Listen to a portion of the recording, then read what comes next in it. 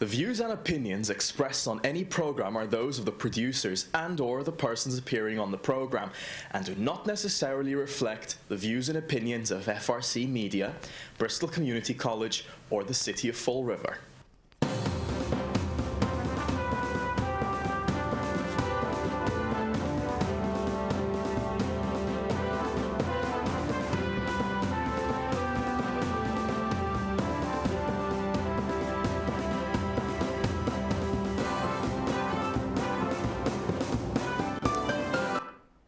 Well, good morning and welcome to Spindle City Straight Talk. We just got through ducking some satellites. I'm Chip. And I'm CJ. And welcome to a great new show. And I like the new intro. I think it's great. I mean, No, I do too. It's just I don't know when that satellite's coming at me. And I don't know. hey, I like the fact that it definitely says that we're connecting to different parts of the world. Yeah. So, you know, it's great. I wanted to make it so it says connecting to Fall River system failure, but yeah. So it's definitely been an interesting week so far, and before you forget, Chip, I mean, we definitely gotta take care of this. Yeah. You have an artifact. An artifact from the previous administration, and I think you should really talk about the imperative nature of treating Fall River to its best. Yeah. Well, you know, I found it a little ironic. Someone brought this to me and said that they picked it out of a barrel full of memorabilia, or most people. We've talked before about how people say they love Fall River, and we contended that our former mayor really didn't like Fall River that much. It was all political, and for political gain and for photo ops and stuff. And most people have a little bit of, they like to reminisce. They keep mementos of things in their past. I mean, some of us even have our Little League and Babe Ruth League trophies and stuff, and things that remind you of a bygone day that you had some fun in, and people like to remember and have a little bit of memories. So we keep things that are important to us. That's the bottom line. So when I was told that there were literally barrels full of pictures and awards that our former mayor got, I think it kind of proved the fact that, he didn't really care that much, because the fact is, if you did, you'd keep them. I mean, if these things really meant something, even if you stick them in an attic and you dust them off once every 5 or 10 years, so once in a while you like to look. So I was given this, and I brought it in just to prove that we were not fabricating this. This is an award, and I don't know if we can get a close-up of this or not, but this award is, and I apologize because I don't read Portuguese. Yeah, there we go, and I think we can see right there Mayor William A. Flanagan, and I believe that says August 28th. Turn it around, Chip, so people can actually read it. Oh, okay. Sorry. There you go. Okay. Here we go. All right. I'm reading it. That's why. Now I have to read it from behind. I was trying to read it. Okay. I can tell you now I can read it off the monitor. Yeah. But as you say, for those of you who read Portuguese, you can read the entire thing. Obviously, I can figure out it's from the Espírito Santo. Yeah, that says Great Feast of the Holy Ghost. With the new... I can't really read it that well from here, but obviously it was a gift from the Great Feast of the Holy Ghost, which takes place in South Park all the time.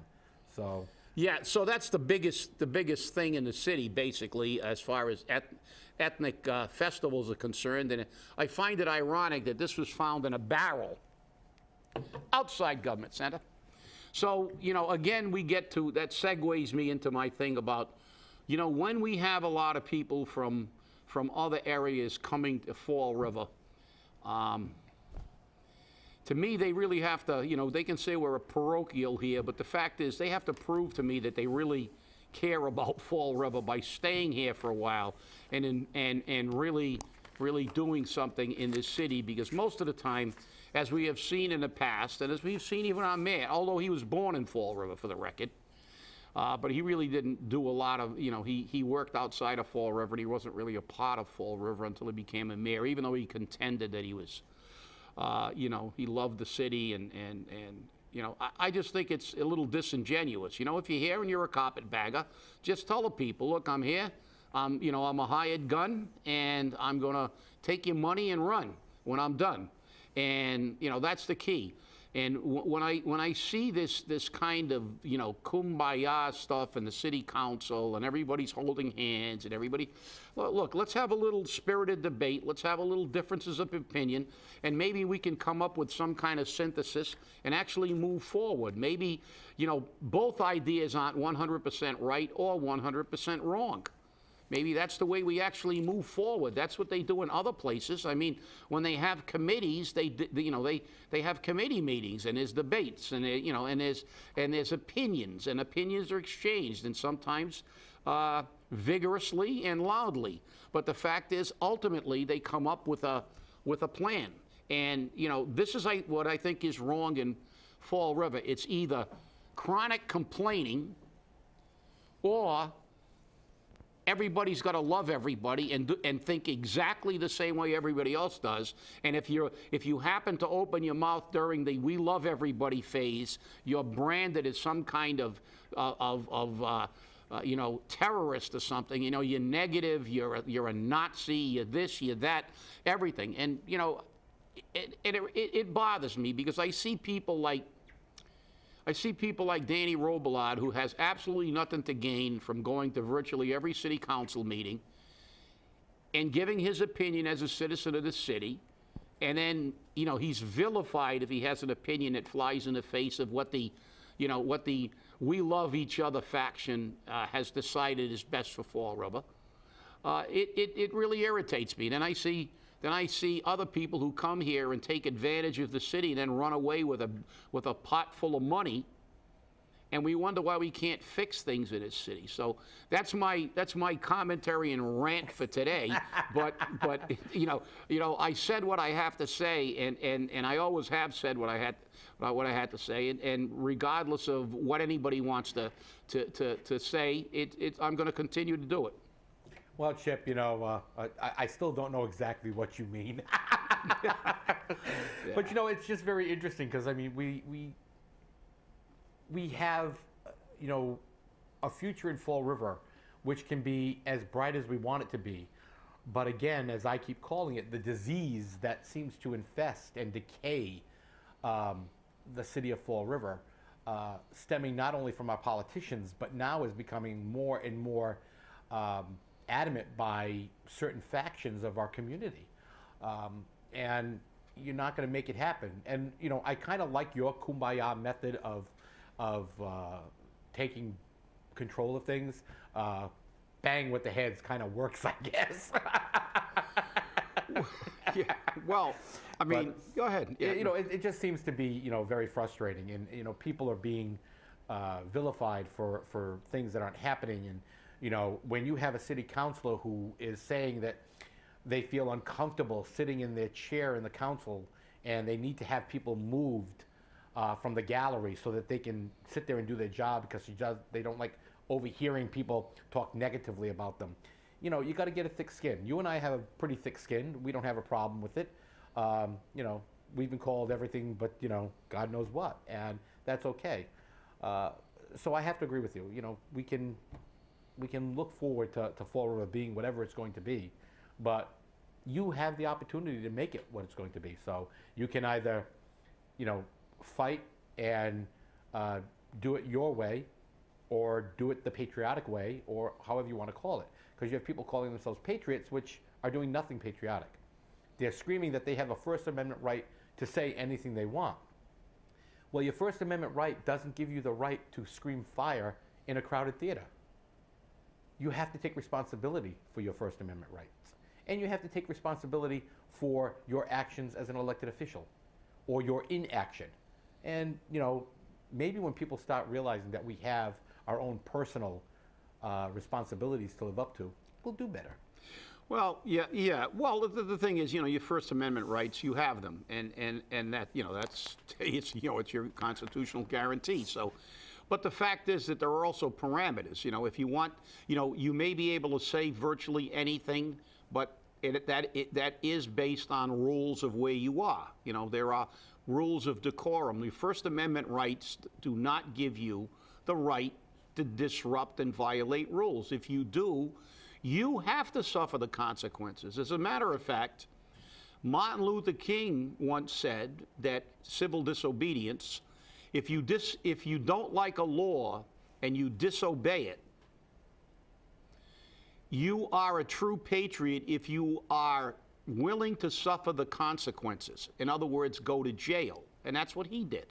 It's like, okay, I don't like this law. I know it's a law, and I know it's, you know, the society and the government is saying this law is wrong, and if I violate it, I am not going to cry when they arrest me. I understand I'm going to be arrested, and I am going to have consequences for my actions for violating the existing rules. But maybe if I go to jail for what I believe in, society will wake up and maybe change that law. Gandhi did the same thing.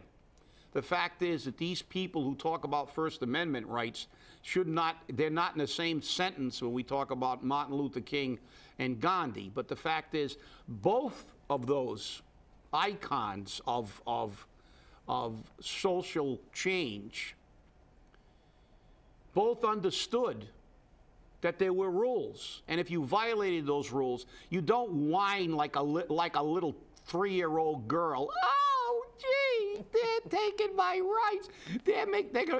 Well, take your arrest. If you feel that strongly about it, violate it. I know people who opposed the Vietnam War and went to jail for it. And you know, as much as I didn't agree with that position, at least I respect the fact that they were willing to go to jail for what they believed in, not run from this country, and then come back when everything was over. I hear you there, Chip. And you know, it gets to be more and more difficult every time for us to see it. And let's look at what happened yesterday along the expressway at 93. These were protesters. They turned around, they chained themselves to concrete barriers and barrels, blocked traffic, caused havoc, and wreaked havoc on the people.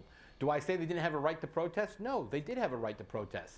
But let's be realistic. You're going to tie yourself up with chains to Jersey barriers along I-93 during rush hour?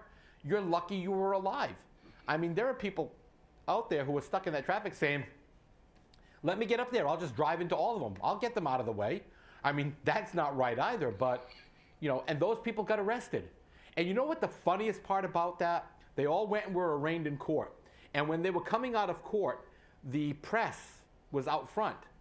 And can you imagine what these people who were arraigned for chaining themselves to the highway said to the press?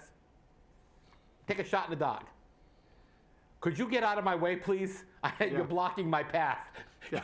You just blocked a major interstate, and you want me given the path? I mean, isn't that kind of a little funny? Isn't that a little? Yeah. Well, it's kind of it's a contradiction of their own rights. But as you said, you have a right to protest. You have a right to try to disrupt, but in a manner that does not jeopardize public safety, in my opinion. The fact is that I saw a news story last night that protest resulted in a critically injured elderly man having to be diverted from going to Mass General for critical care to a Brockton hospital. And then he was still in such critical condition, all they did was stabilize him, and then as soon as they could clear the traffic, they got him to Mass General. Now, you have a right to protest about the government, but, when you do something like that and you jeopardize the life of another person, well, that's about as rational as the people who loot when somebody gets when the wrong court decision is rendered or something happens in the community. That's as convoluted as it gets. When you think that your right to disrupt things extends to the point where you can jeopardize the safety of other people, you are a retard. Oh, I'm sorry, that's not politically correct. You are within the spectrum. But you know, the fact is that, you know, that's my opinion. I mean, you know, if you want to protest, I mean, Martin Luther King marched down the street. They said they were going to protest. The police were there, and, you know, and they realized that they would be arrested at some point. Gandhi did the same thing. They were arrested. They were clubbed. They were beaten. They were thrown in jail. Mandela did the same thing in South Africa. The fact is that there have been many, many, many people who have learned to protest, but most of those people were protesting because what they felt was something that was wrong with the way government was treating people. So how can you jeopardize the lives of the people you're demonstrating about, supposedly? But it makes absolutely no sense, and it shows how crazy they are. And for those guys, for those nitwits on 93, I can only say one thing to you. You're lucky you weren't in Czechoslovakia, because you remember the time in the Czech Republic when they laid under the tanks? And what did they do? The tanks put it in forward and ran right over them with the tanks. It was the last time anybody laid under a tank in Czechoslovakia. Well, guess what? You know, that's why you're lucky you live in America, because, you know, they'll just arrest you. And, you know, we're having a little civics lessons here, but I think we can segue back into Fall River. And why we don't go forward, it's because, as I said, we either want to, everybody wants to do window dressing and they want to agree, and everybody wants to do this and wants to do that. But yet, when nothing happens, nobody says anything. It's just, okay, it's still, we still haven't gotten any jobs. Let's move to the next baloney. And it is. I mean, they can't base fundamental, you know, they can't grasp a fundamental fact. Well, you know, they can't, because guess what's coming to the Fall River area again? A casino! A casino! Hey! You know, Somerset's gonna try for the casino. If I knew you were gonna mention that, I brought my dice. I would have started throwing them across. Exactly. I mean, well, you know, it's just very interesting to see what's actually going on. So, Mayor Sutter has said that he's not looking at Fall River as excluding the possibility of a casino. But he's also not touting it as the next savior for Fall River, which I think is a good move. But Somerset said, oh, it'll be the best thing since sliced bread for Somerset. So we've got 101, 131, whatever it is, acres along Route 103. Now remember what Route 103 is, and we'll put it there because it's right next to the 195 on-ramp. Route 103 is a cluster whenever traffic is diverted in any way, shape, or form. And it's a major cluster at 4 o'clock in the afternoon, 5 o'clock in the afternoon. You can't get anything done. So what's it going to look like when you have casino traffic going through there? But hey, you know, you got to give them credit. Well, they decided to pick up where everyone else dropped the ball. Yeah, you got to realize what they're trying to do. Again, they're trying to offer something. You know, they got the power plant leaving, and the fact is that they're looking to put something where the power plant is. It would be a major financial investment for any casino company, because you would have to basically change the entire, all the roads, all the accesses, because realistically 103, as you said, it's a small road. Yep. It's a horror show. If there's any kind of construction that diverts traffic from Route 6 or from I-95 and you have to use 103, it's backed up literally for miles and miles until the construction's done. But again, here we go. You know, we just can't grasp the reality of fundamental economics. It was funny. I was discussing Newton the other day. You know, it's one of my favorite discussions, because that's the #1 city of our size in the Commonwealth. They have the highest per capita income, the lowest number of people, the most businesses. Yet, after how many times telling our city council and our city leaders that, they still think that it's okay to continue to take money out of the people's pocket. They haven't realized that Newton is Newton because people have money. The reason Newton has 14,000 businesses and we have 4,000 plus, and they have 14,000 plus, is people in Newton actually have money. They can go to restaurants, they can go to stores, they can go to shops, they can actually spend money and infuse it into the economy. That's how you get it. Taking money away from people does not make an economy stronger, and taken away money from people who live in one of the poorest cities in the Commonwealth of Massachusetts, with the second highest number of people living below the poverty level and the second lowest household income, is total insanity. Yet, they just don't seem to get it. These jobs have been refilled that we talked about on the last program, and we had a new city council candidate, I've been told. I didn't listen to it firsthand, but I'm saying that he was saying what Flanagan was saying, that, you know, if you want services, you gotta pay for them. And we have a low tax rate. No, we don't. Newton's tax rate's lower than ours, and their average household income is $113,000. Ours is $34,000. So guess what? Number one, we don't have the lowest tax rate. If you look at the people with higher tax rates than us, they're normally cities that are floundering. The number one and two cities of our size in the Commonwealth, Cambridge, Newton and Cambridge, have lower tax rates than Fall River. So guess what? When businesses are there and the taxes are spread out amongst more businesses and more people, you can keep it low because you can get it. That's the reality. But nobody wants to do that. They want to fill jobs. They want to expand government. They want to give everybody pay raises, and they want to take money out of the pockets of people with no money, and then they can't figure out why we can't sustain small businesses. And you know something, CJ? I got to say this before I give it over to you because I know I'm on a rant today. But it really irritates me when I see this kind of stuff going on. I'm sorry. It just does. Because you know something, casinos are not the answer, and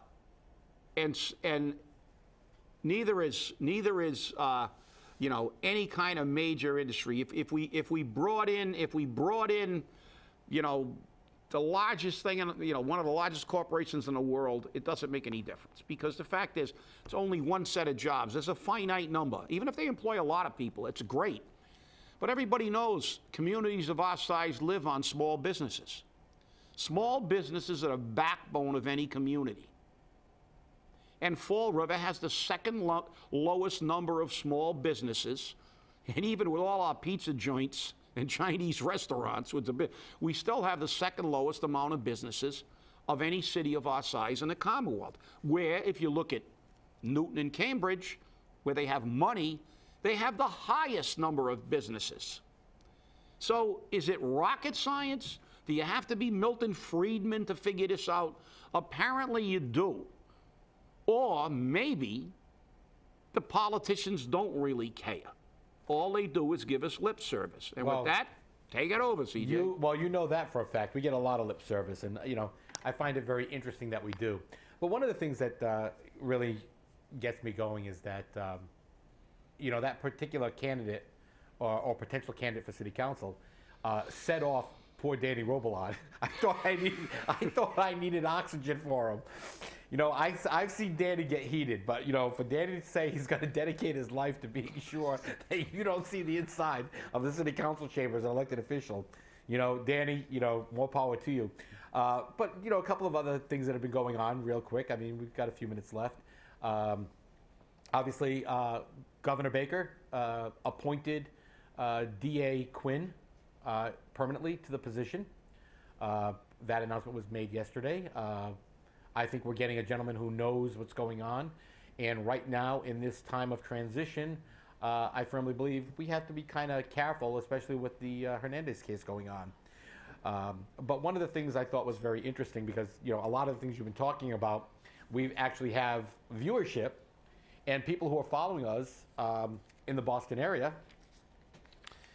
and they have sent us this paper called the Boston Broadside. And they're looking for distributors in the Fall River area, which is fine. But they are looking to us to also talk about some of their stories on the air and bringing some of the information to the public of Fall River. So I think that's a great thing. And obviously, you know, we're uncredible, obviously. But, you know, to be reached out to other publications and other news sources throughout the Commonwealth and throughout the country, I think is a great thing. So I look forward to working with the Boston Broadside and their editorial staff. I'm sure you will too. And I'm sure that that editorial room with you in present will be a small war.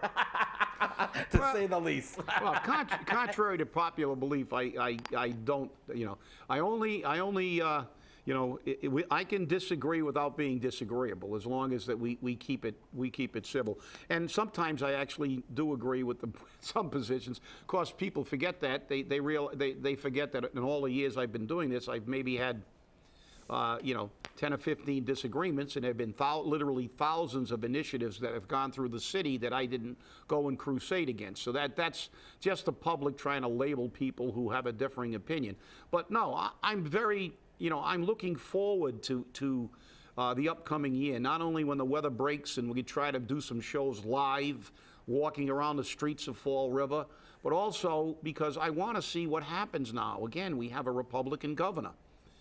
And a Democratic House, and that's always interesting. There always brings in a little byplay. We've already seen that you mentioned Mr. O'Neill has now been appointed permanent, but initially there was a little controversy. Baker's people said he was acting, and in their opinion, he was an acting DA, and so there was already a little kind of like a turf war. It's like, I'm the new governor, and the old governor's not going to, put anybody in. And he basically, froze all the appointments that Patrick made. And so these are the kind of things that make it a little bit more exciting, because when you got a Democratic governor and a Democratic House and, and legislature, and it's kind of like, well, they might disagree a little bit, but it never gets as intense. I'm looking forward to... I'm looking forward to this year, not only on the state level, but, on the local level, because, in a not too distant future, the campaigns for city council will begin. And I'll tell you what, there's a lot to talk about in this campaign season. Oh, yeah, you know that. And I mean, it's already starting. I mean, we have a couple of people who have already declared their candidacy.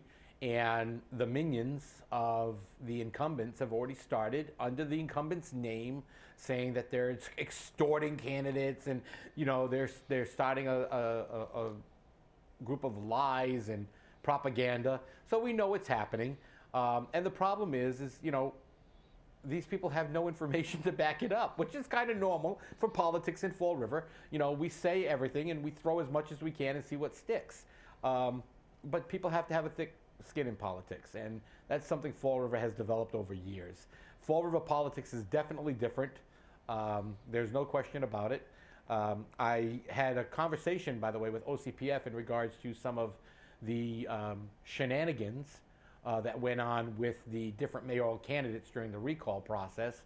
And they've basically done the same thing that the State Ethics Commission has done and taken a hands-off approach.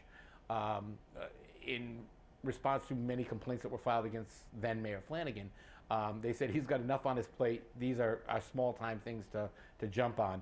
But you know what? It's the small-time things make a big-time issue. But the State Ethics Commission has said on every complaint that was filed by anyone, and I saw many letters from people, that they're not going to get involved in it. And it seems like Boston doesn't care about Fall River, so that's why we believe we write the law, we do what we want. Well, you're right. And the thing is, if you're going to get into politics, realize it's warfare without bloodshed. Sometimes there actually is bloodshed, but that in certain places. But the reality is, get ready, because that's part of politics 101. They're going to throw as much mud at you as possible, see what sticks, and they might even have a fan to try to push the mud a little quicker at you. and that's the way it is, because even if you're not running for office, if you have a difference of opinion with people, it's human nature. The reality is, the only way not to be criticized, as a wise man once said, is do nothing, say nothing, and be nothing. Because if you take a position, you're going to have people criticize you. And you know something? You can basically measure how effective you are by how many people you piss off.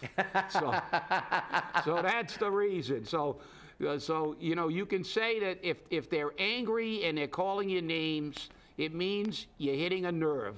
That's it. With that, we'll see you. See you on Wednesday next week. See you next week. And remember, Monday at BCC is the Martin Luther King Day breakfast.